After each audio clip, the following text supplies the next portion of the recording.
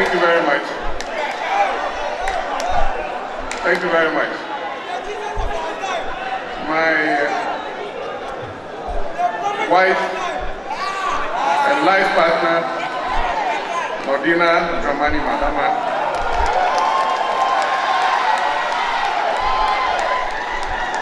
Professor Nana J. Okoko Ajiman, our 2020 running mate, Alhaji Mahama Idrisu, representing our founder, Jerry John Rawlings, and our Council of Elders, our National Chairman, our General Secretary, Right Honorable Second Deputy Speaker, Right Honorable former Speaker of Parliament, the Honorable Minority Leader, Chairman and members of our National Campaign Team for Election 2020, members of our National Executive Committee, my media friends, our invited guests, party activists and food soldiers,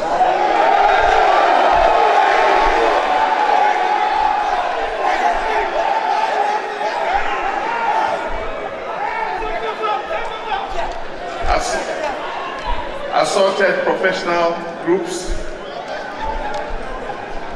ladies and gentlemen, on a day like this, we can't help but remember many of our comrades who have contributed their quota to bring us to this point, but who no longer are with us. The list is too long, but I acknowledge in particular my teacher, my friend, my comrade, my mentor, Professor John Ivan Satamels, of blessed memory, my able Vice President, Pakwesi Emisa Ata, many other of our departed faithful, Governor J, our former chairman, Dr. and Mrs. Mary Grant, and so many others who are not with us today. We acknowledge them, we salute them, and may their souls rest in perfect peace. This world is changing fast and in truly fundamental ways. Global climate change, migration, terrorism, racial tensions, and lately COVID-19 are throwing up new challenges that are testing the quality of leadership of every nation. The stress tests nations are going through are revealing fissures based on developmental models and paradigms used by those countries. In many cases, countries considered relatively less advanced with smaller economies are emerging more resilient and less affected by the global shocks than some countries that are considered advanced. The case of Vietnam, a relatively smaller country bordering China, and therefore closer to the original source of the coronavirus pandemic, has survived much better with relatively less infections and deaths than known global superpowers. Therefore, never in the history of the world has the quality of a country's leadership been more critical to its survival than now. Leadership that has been proactive and visionary have emerged from the shocks with less effects on their people and economies. Unfortunately, I cannot say the same for our beloved country, Ghana. Our economy is in tatters, and as I said, in intensive care, and we are on track to post the highest ever fiscal deficit in our history since the beginning of the Fourth Republic. Excessive borrowing over the last 4 years have placed Ghana in a high debt risk category with absolutely nothing to show for it. Job losses are at an all-time high, with layoffs and business collapses becoming the order of the day. The capital and lifetime savings of small businesses and households have been eroded by the not too well thought through financial sector cleanup. Business confidence is at an all-time low, with many Ghanaian businesses struggling to stay afloat. Ghanaians are tired and hungry, while an elite few have access to all the opportunities the nation has to offer. Our institutions have been politicized, and there's a gradual erosion of our democratic space. Government has clearly failed to contain the COVID virus and has given up providing timely statistics and data on the status of COVID-19 in our nation. Despite the huge resources that have been made available to Ghana by the IMF, the World Bank, and withdrawals from our stabilization fund, government has failed in its COVID-19 alleviation and containment program. Public education has been poor. Food distribution during the lockdown was chaotic and disorderly. Protective gear remains in short supply, thereby putting our frontline health workers at risk. It is critical that we rescue Ghana from the abyss into which it is sinking.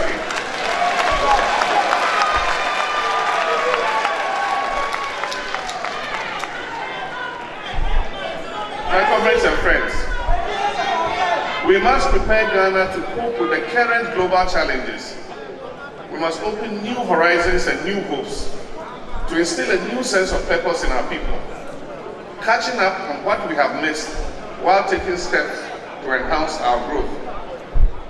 We must place Ghana in sync with the new developments taking place around the world, in order that we prepare our economy to become an advanced one.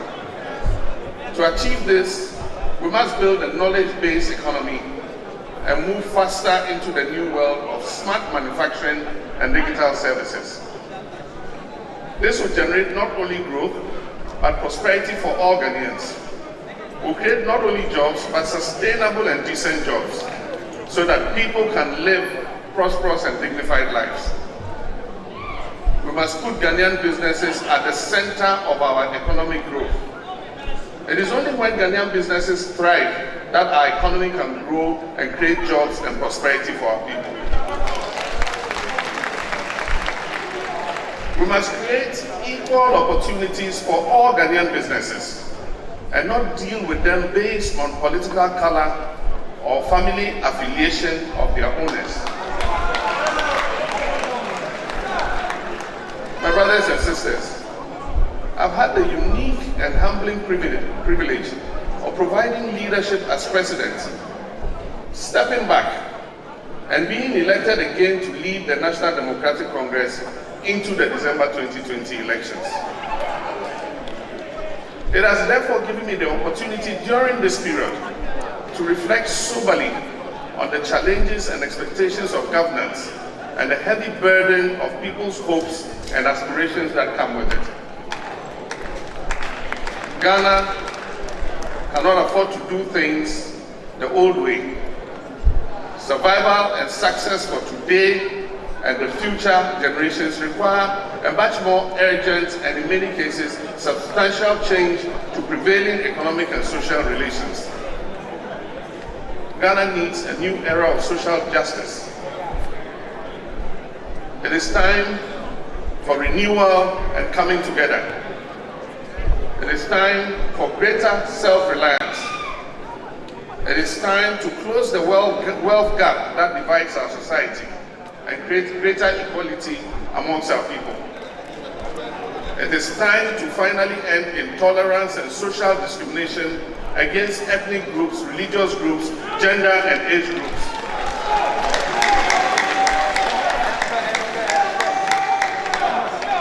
It is time to end repression of the media.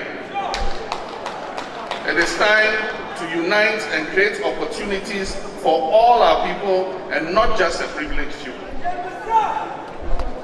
It is time to do this democratically with the full involvement of all our people. With this in mind, we set out to develop the People's Manifesto, a social contract between the NDC and the people of Ghana. To make our manifesto writing process widely consultative and popular, we adopted a bottom-up approach. In addition to internal consultations within the NDC, with our grassroots organs engaged, their communities, we forwarded their expectations to our Manifesto Committee for Inclusion. I was also privileged to hold town hall meetings with representatives of different socioeconomic groupings. I sought to derive a consensus on what the new NDC government must do and how we must do it, and what role citizens want to play in our forward march. I want to thank all the professional groups that gave us a hearing and contributed meaningfully to this document that we're going to launch today. The idea was to distill this knowledge that we acquired from them and make a commitment in our manifesto to the people of Ghana. Our consultative process was interrupted by the COVID-19 pandemic. We did not, however, abandon our objectives. We continued using technology and small group meetings to further these consultations. 6 months later, the pandemic is spreading even faster, with more disruptive effects on our life than the current government had anticipated. From all indications, COVID-19 will continue to plague the world for some time to come. But this manifesto lays the foundation for the renewal of our institutions and progress for all.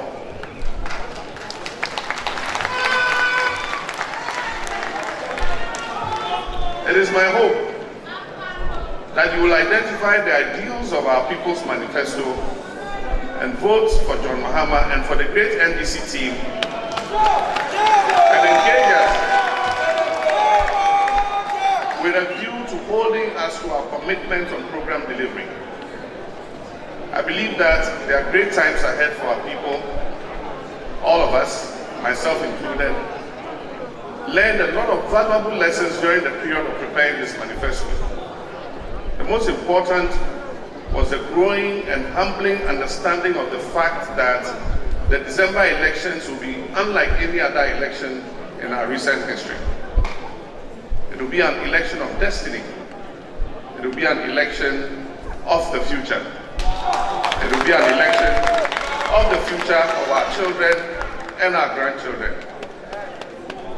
This election will be about the very soul of a new Ghana.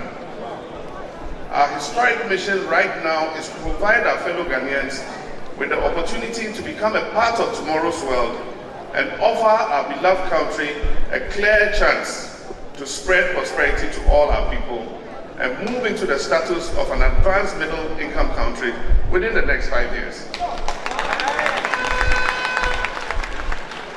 It is possible together. We can do it with the right and dedicated leadership. We owe it to our wonderful people to create new job opportunities, to bring new skills, and to provide better chances for all of us who will be able to live a dignified life. It is time now, my brothers and sisters. That time is now.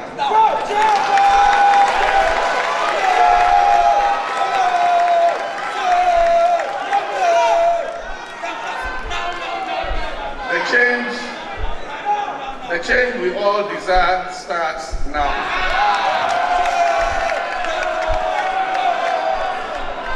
Let us all join hands to create the country that we wish for.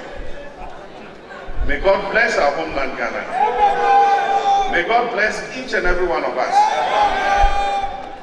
May God make our country great and strong. And so, at this point, I'll take you through a few highlights of our manifesto. Not in any particular order.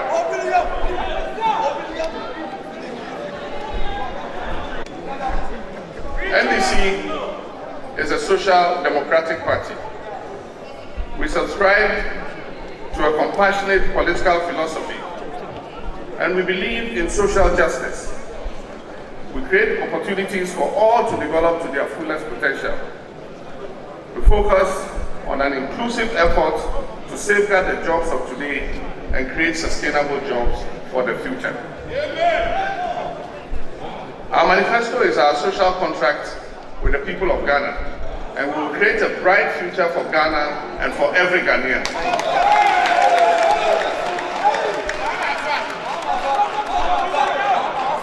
Our priorities are to build a sustainable society with opportunities for all, to promote human development, to continue to prioritize healthcare, quality education, and skills training as the cornerstone for progress and prosperity.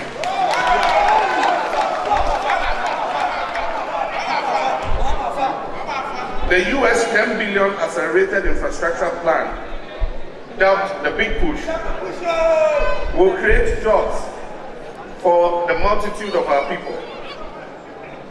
Will provide infrastructure for accelerated development, and will fix the economy as we unite against poverty. Create sustainable jobs under our Ejumapa program. Promote good governance, integrity, anti-corruption, transparency, and accountability, and deepen the international relations amongst our sister nations. Uniting against poverty, that is the economy. Ghana's economy is not working for the people, it's working for only a few.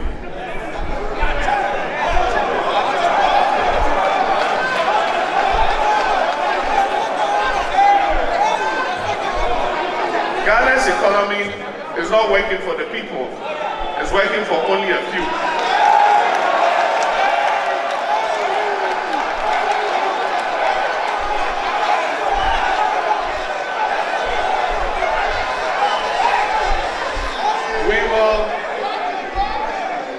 We will fix the economy and make it work for all Ghanaians.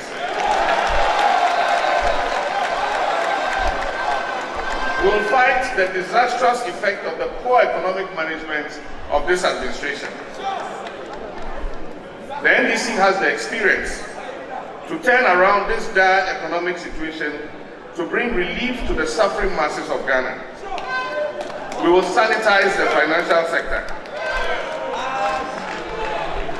On the macro front, unprecedented mounting public debt, depreciating cedi amongst others, are all a telltale sign of an economy in deep distress. We will roll out prudent macroeconomic measures anchored in sound management. We will bring the public debt under control. We will stabilize and strengthen the long-suffering cedi, reduce inflation, ensure a low progressive taxation regime, and restore inclusive growth. We will make the business environment friendly again. Provide unprecedented job-related stimulus packages for the private sector. And most importantly, increase Ghanaian participation and stake in our economy. And we'll put an end to the vindictive targeting and collapse of Ghanaian businesses and its attendant job losses.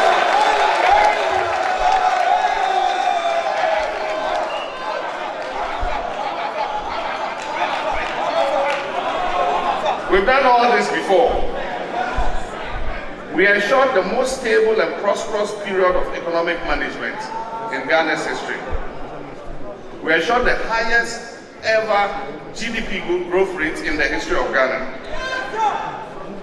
We ensured the longest sustained period of single-digit inflation in economic management in the history of Ghana. We implemented fiscal prudence and for the first time managed the 2016 budget with zero borrowing from the central bank. The NDC established the Ghana Exempt Bank to promote jobs and exports. The NDC will again generate economic growth that creates infrastructure and sustainable jobs. will usher Ghana into an era of shared prosperity, and all Ghanaians will reap the fruits of their labor. We need to turn our beloved country Ghana into an advanced one, and we must eradicate poverty. It is possible, and we will do it.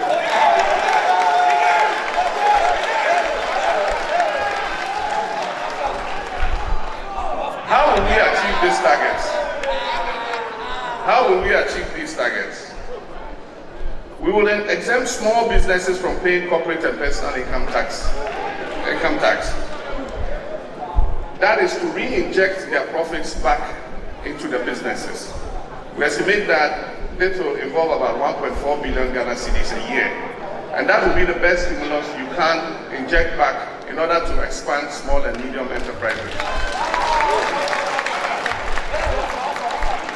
For medium-sized Ghanaian businesses, we will reduce the corporate income tax rate from 25% to 15%.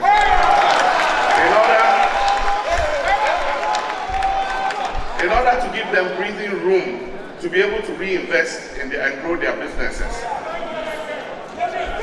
But very interesting, we will exempt newly established medium-sized companies that employ up to 20 people or 20 workers from paying corporate income tax for the first year when they are establishing the business. This is important because the most critical time in establishing a business is the first year when you are investing. And when you're investing, it's not the right time for government to come asking you to bring money. And so we will give them that relief. And for businesses that employ 20 or more medium-sized businesses, they will get corporate income tax exemption for 2 years so that they can establish the business properly and expand the business to employ more people. We'll exempt commercial vehicles and other commercial equipment imported into the country from commercial, industrial, and agricultural purposes from import duty.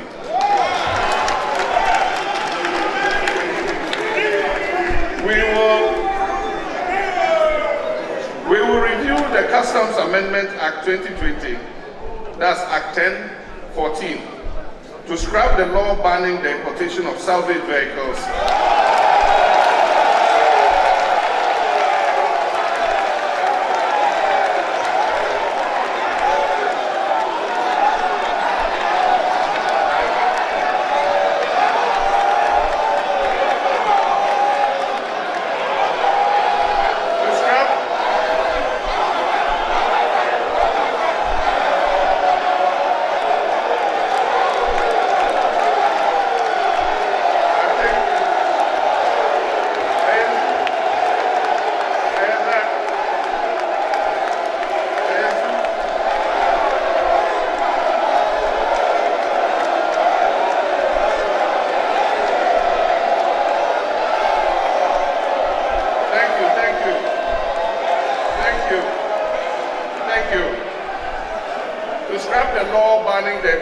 salvage vehicles and the proposed imposition of a 35% import duty rate. We are going to scrap it, and in order that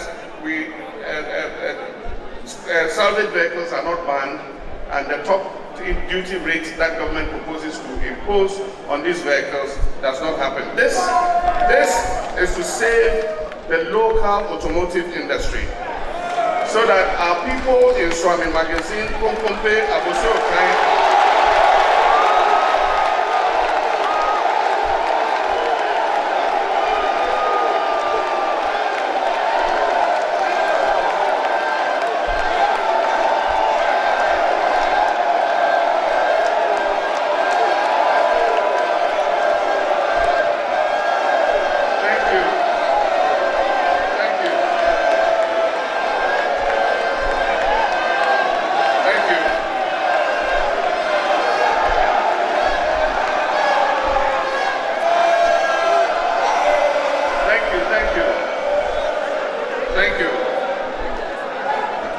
allow our people in the local automotive industry in Swami Magazine, Komkombe, Abosokai to continue to work to earn a decent living. We encourage vehicle assembly plants investing in Ghana as a complement to our local industry, not to cancel out our local industry. We'll reverse the decoupling of VAT, 12.5%, NHIL 2.5%, Get Fund 2.5%, which has brought untold hardship onto Ghanaian businesses and households. We'll introduce a rural investor incentive package to create meaningful employment opportunities for the youth, especially in rural areas, and investors in rural communities. Under this program, they will be exempted from dividend and capital gains tax. And then B, if they employ up to 50 persons, they will be granted tax exemptions and further incentives on the importation of capital equipment. We'll provide special tax incentives for indigenous value chain industries such as mineral processing, petroleum-based industries, agro-based, pulp and paper industries in order to unlock sustainable job opportunities. Among others, we'll review the Rent Act to provide tax incentives to landlords and real estate investors to reduce the cost of rent advances for residential and commercial purposes.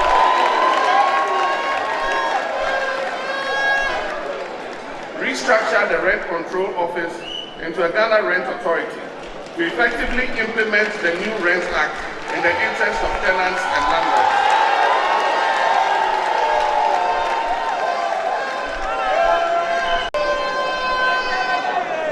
We will increase the District Assembly's Common Fund back to 7.5% from the 5% that the current government has put it. This will make sure that enough revenue goes to the district assemblies to function effectively and provide adequately for people in the decentralized districts and also for people with disabilities. Thank you. We'll promote local content for local contractors in all sectors of the economy to increase the contribution of Ghanaians to a minimum of 55% of GDP and improve Ghanaian ownership and participation of our economy. Amend the Public Procurement Act to give priority to Ghanaian businesses in the award of contracts financed from public funds. Within a year in office, we will pay the full amount due every victim of the reckless handling of the financial sector cleanup.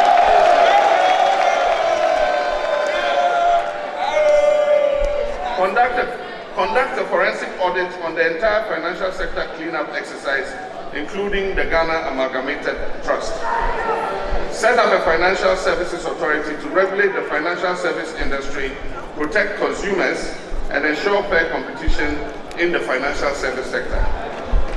Ensure a well-tiered financial system to cater for the various segments of the market, such as SMEs.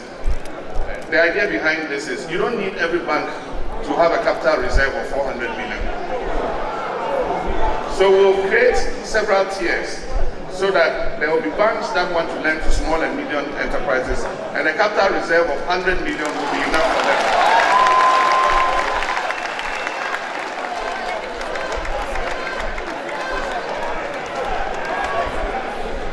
Amend the National Pensions Act 2008, Act 766, to improve both service delivery and financial efficiency of the SNCS pension scheme.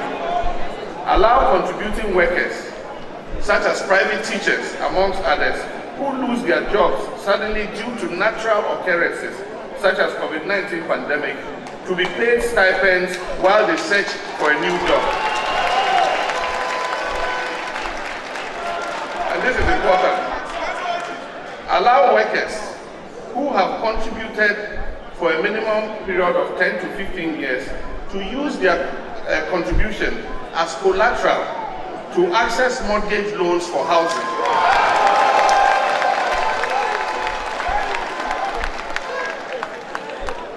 We will pay pensioners, and you'll be happy about this, an annual 13th month bonus. Under the Ghana Framework for Industrial Revitalization, Support and Transformation, which we call Ghana First, we will boost the real sector of the economy. And the 16 strategic growth areas are going to be agriculture and agro-processing, pharmaceuticals, health tourism, light manufacturing, including apparels, accessories, and assemblages, educational service exports, financial services, furniture, ICT business services and logistics, oil and gas petroleum sector, strategic minerals including salt, tourism, tree crop development, coastal landscape and forest management, afforestation, infrastructure, construction, waste management and recycling, and high-tech manufacturing, including chemicals. To stimulate economic growth and create opportunities for sustainable jobs through agri-business, we will realign the Ministry of Food and Agriculture into a Ministry of Agriculture and Agribusiness. This is to capture the full value chain, because we concentrated only on production, and when we are produced, we don't have the capacity to process the produce and make them available to the market.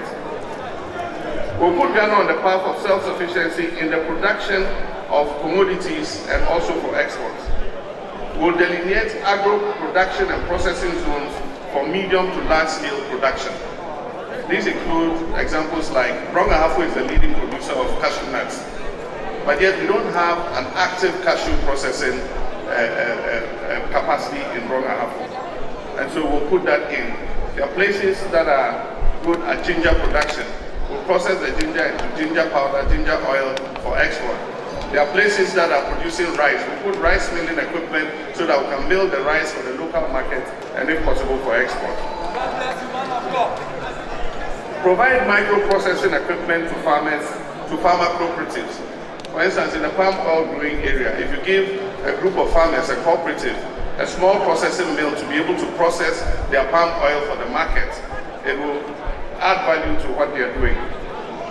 In the cocoa sector, cocoa processing for value addition will ensure the processing of at least 50% of our cocoa beans locally before we export. We'll restore the distribution of fertilizer inputs and free fertilizer inputs and seedlings to cocoa farmers.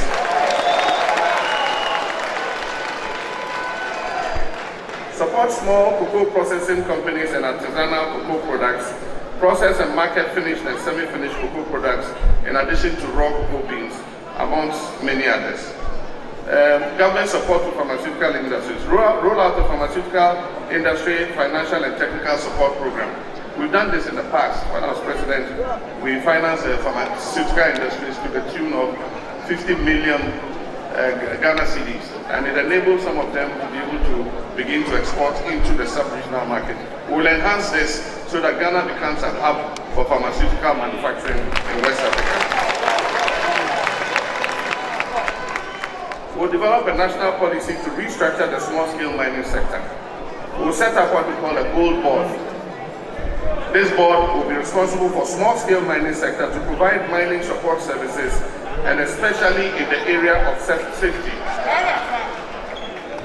We will attach mining safety officers and graduates from the University of Mines and Technology to all small-scale mining companies to ensure that they do the mining in safety and according to the regulations.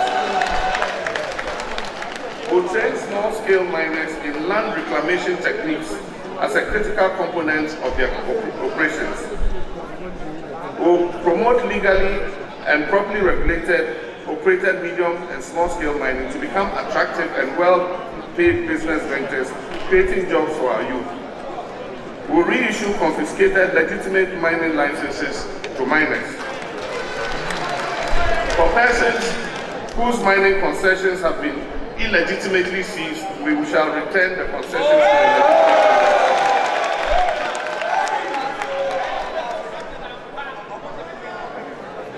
We will track down and take back all excavators that are missing.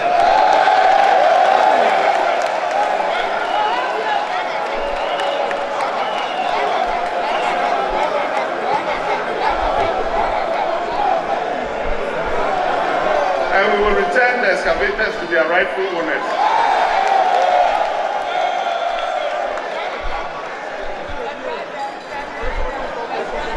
We'll establish mini gold refineries in the gold-producing regions of our country in conjunction with the private sector. And we will halt the export of unrefined gold produced by small-scale mining companies. The central bank will play a role in financing and certificating high-quality gold bullion for export. We will hold a portion of our international reserves in gold to help stabilize our economy and our currency.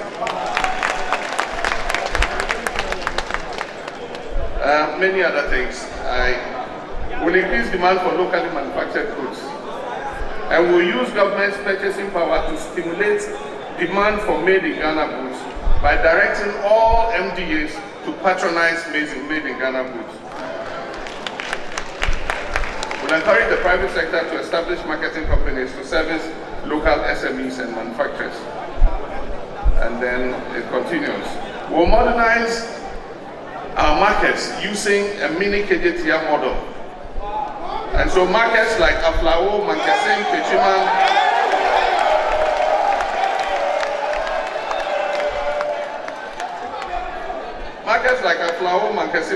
and others will get a smaller version of a KJTR market.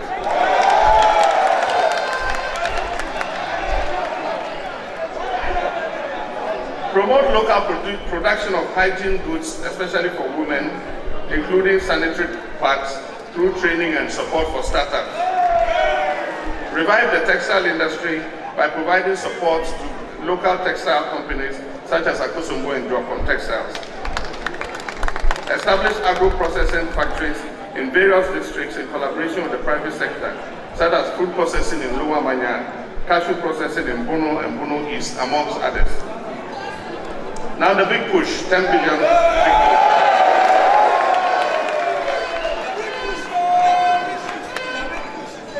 And I'll rush through this very quickly. The $10 billion big push for infrastructure development and economic transformation will involve an investment of $10 billion over 5 years. It will transform our economy in furtherance of our 1 million jobs plan. Projects under the big push will be executed in all cases by Ghanaian registered companies that pay their taxes in Ghana. This is to ensure that the money circulates within Ghana. And so if you want to participate, your business should be registered in Ghana and pay taxes in Ghana.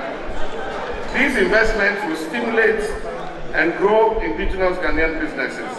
The 10 billion investment will be directed to stimulate the economy by sourcing as much as possible locally available materials and products for the execution of the projects. Now, key areas under the big push: provide infrastructure for agriculture and agribusiness, such as warehouses, silos, irrigation dams, farmer service centers, etc. Develop regional digital and innovation centers. Develop 5G technology.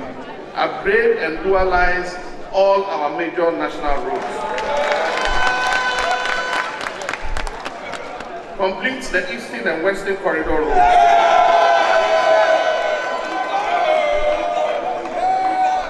Upgrade other major national highways, urban and feeder roads. Expand the railway network by implementing the 2014 Railway Master Plan. Construct a domestic airport in Upper East region. The land was secured when I was president, and it's a project that we will continue. Extend the runway of the Kumasi International Airport to accommodate bigger aircraft. Upgrade the Sunyani Airport. Engineer and construct major markets, starting with Aflao, Mankesim, Techiman, Kintampo, Sampa, Elubu, Nima, and Asesewa.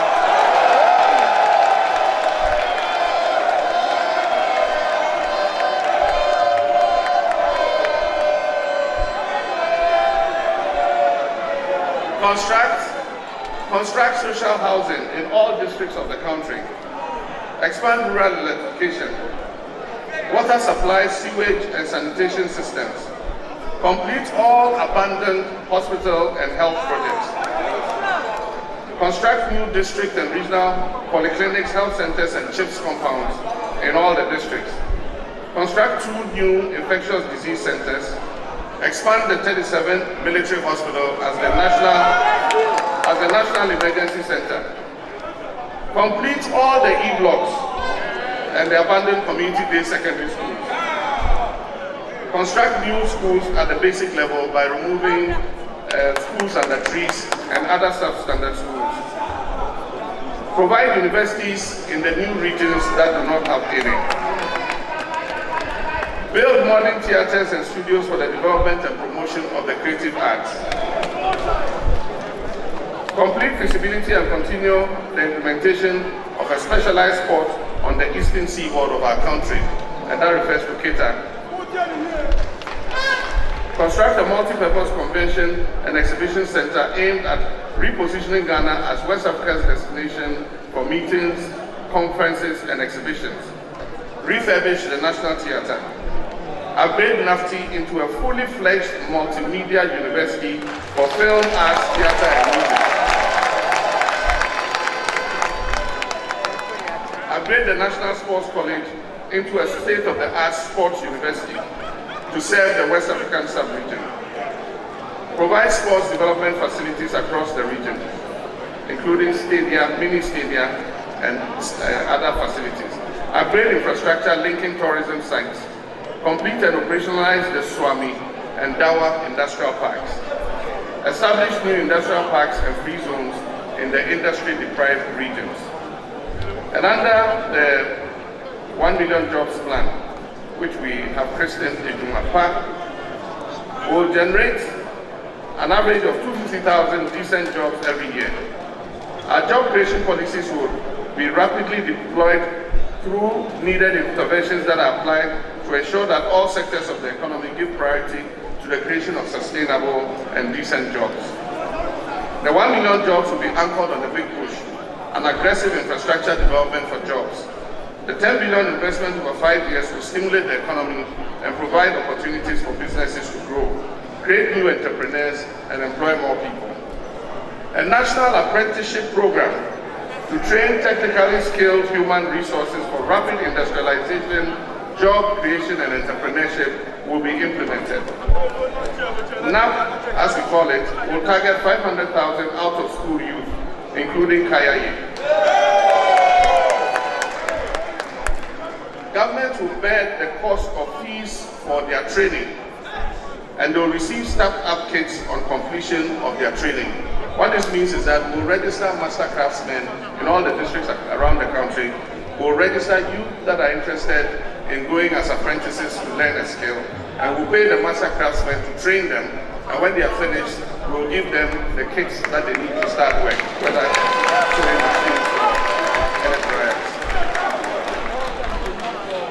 Through a number of tax exemptions, micro, small, and medium enterprises will be able to plow back their profits, drive the digitization of the economy to provide new jobs, encourage establishment of new businesses, focusing on exports to help create more job opportunities, provide free training in coding to young people across the country, engage a minimum of 300,000 beneficiaries under the Youth Employment Agency, focus on skills acquisition, legalize and regulate Okada,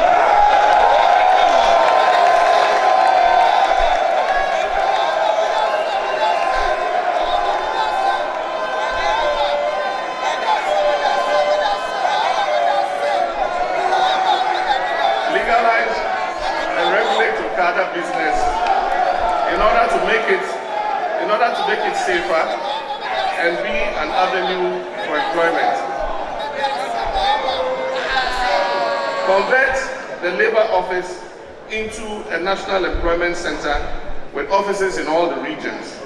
Persons seeking jobs can register online, and employers who recruit from the National Employment Center database will receive tax incentives. It will also compile and maintain a national employment dashboard to track the number of jobs created every year. And getting to the end, social housing. Roll out social housing, I said that already, in every district. Implement a national mortgage assistance scheme and rent-to-pay agreements over 15 to 20 years. So if you are working and you have between 15 and 20 years to the end of your working life, you can be allocated one of the houses. The money you have paid for rent, you use it to pay and own the house.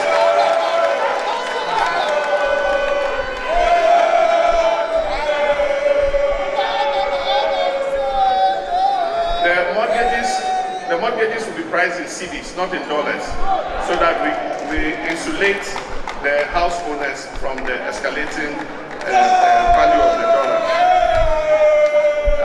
The rest is expand GIFEC to create a digital economy development fund to promote entrepreneurs with emphasis on youth and females. So GIFEC will help young entrepreneurs who want to go into digital services. Roll out a solid digital infrastructure to generate incremental value of more than 5 billion in a year. Develop a digital Ghana master plan. Ensure the efficient transfer of digital technologies and skills to unleash the innovative and entrepreneurial potentials of our young people. Commence the building of a national information highway, that's the Ghana Broadband Network, which utilizes 5G and fiber optic technologies. Move to an affordable universal licensing regime, including 5G, that allows flexibility for telecom companies to tap into new technologies. Identify and support young people to develop e-applications to support the delivery of public services. Introduce a uniform transactions fee to guide the electronic payments industry. Migrate all persons to government payments onto electronic platforms. This is to speed up the achievement of a cashless society. And so these are some of the programs planned. There are many. It's a quite detailed manifesto. And so I'll take a break here, and I'll invite my running mate to go through some portions on human development. And then after that, I will come and wrap up. Nana.